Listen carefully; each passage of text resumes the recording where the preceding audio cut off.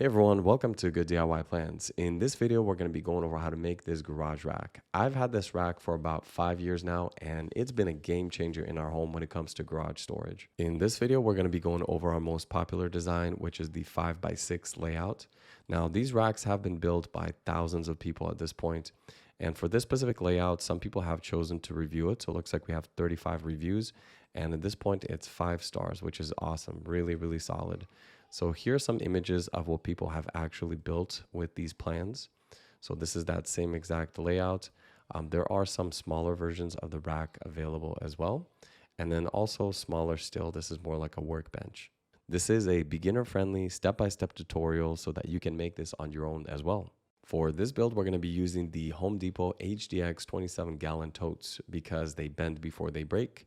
They stack nicely and have deep interlocking lids. This prevents the totes from falling over when you stack them one on top of the other. The lid also has a diamond pattern on it that reinforces it and makes it more heavy duty. So for the price that you pay, this is overall a very solid purchase, and I think it's the best choice out of all the 27-gallon totes out there. The overall dimensions of the rack are 83 and 11/16 inches tall. It is 24 and a quarter inches deep, and then 110 9/16 inches wide. All right, so the first step that we need to do is we need to cut 50 identical shelf supports. So these are just 2x4s that are cut down to 28 and a quarter inches long. Now, I do modify these slightly. This is optional. You don't have to do this. I cut out this blue triangle from the 2x4.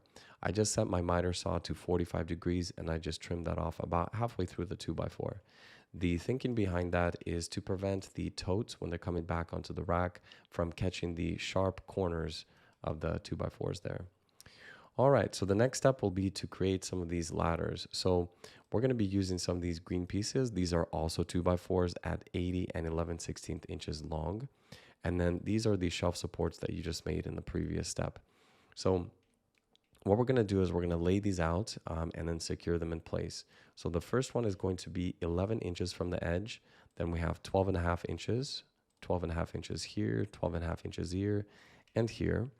And then at the end, you should be left with 2 3/16 of an inch in an ideal world, right? Okay, so next you need to secure these together with 2.5-inch screws. The reason why we're using 2.5-inch screws is to prevent longer screws from sticking through to the other end, from poking through and then hurting somebody. So go ahead and secure these into place. I definitely recommend that you pre-drill and countersink this. The reason why is you don't want these 2x4s splitting. So use some wood glue if you like for additional reinforcement. So when you finish these, you should have a total of 6 identical ladders.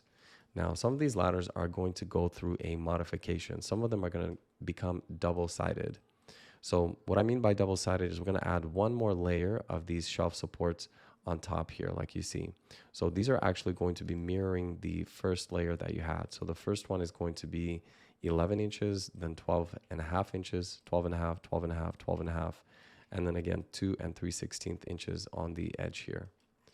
So go ahead and secure these just like you did before. Use 2.5-inch screws, pre-drill, countersink, and use wood glue. And the modified ladders, you're going to have a total of 4 modified ladders and 2 unmodified. So next what we're going to do is introduce a new 2x4 piece. This is a blue 2x4. It's 110 9/16 of an inch long. And what you need to do is to add the single-sided ladder. It needs to be facing inwards. And then keep in mind that the top of the ladder is going to be where the shelf support is really close to the edge here. And then the bottom is going to be where there's a bigger gap so that a tote can actually fit, right? So you need to secure all this together with 3.5-inch screws. Pre-drill and countersink this. Again, pre-drill to make sure that this blue 2x4 does not split. Use wood glue for additional reinforcement. Next, go ahead and add the second ladder. This one is going to also be on this side here. The ladders are facing inward. So these shelf supports are going to be facing inward, not outward. So again, use 3.5-inch screws, pre-drill, and countersink, and secure that together. Okay, next we're just going to be adding some of these double-sided ladders. They're going to go on the inside. So the spacing between these is 20 5/16 of an inch. So just like before, 3.5-inch screws, pre-drill, countersink, and secure together.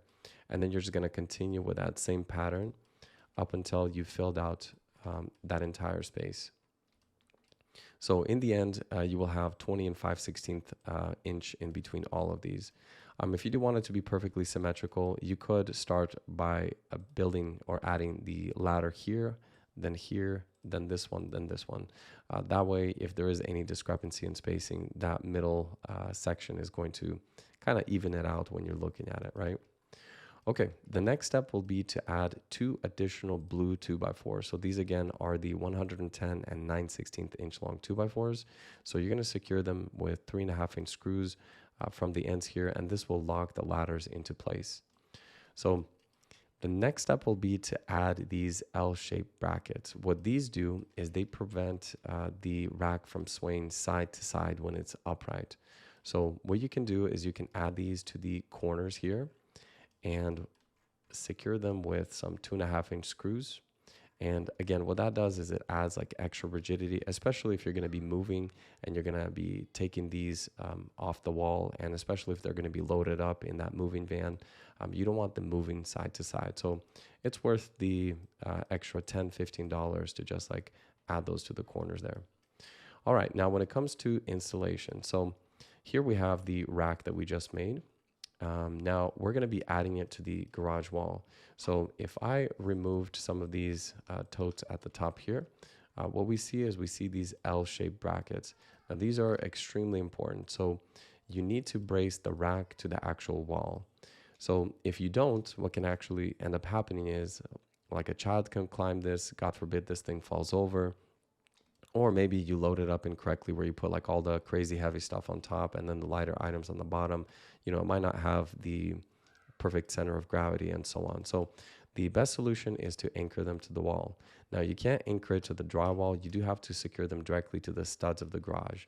So use a stud finder and then secure these to the rack and then to the wall itself. For those of you who are interested in the DIY plan, it is going to be linked below.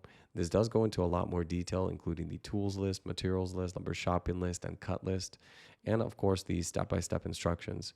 This way you can print this and then work offline at your own pace. Most importantly, the plan does include 2 versions of the rack. One is for the Home Depot totes, which is what we went over, and the other one accommodates totes from Lowe's, Sam's Club, and Costco. The 2 racks are not the same. I personally went to every single store and measured each tote in detail. I will also have a link where you will be able to find and see all the other variations of the rack. You will find a layout that fits virtually any garage out there. You will also see a plan that are a combination of shelves and totes together. This is perfect for items that are irregular or would not fit easily or conveniently into a 27-gallon tote. To get X-ray vision for your totes, I recommend you check out SnapSort AI. This is an app that was developed so that you could see what's inside of those black boxes. You can search your entire inventory for those specific items that you're looking for. The part I like most is that it only takes about 2 seconds to add an item because AI image recognition actually tags and labels everything for you. So there's no more manual data entry. This app has thousands of active users and is available on Android and iOS. If this video was valuable, check out the next video on the screen.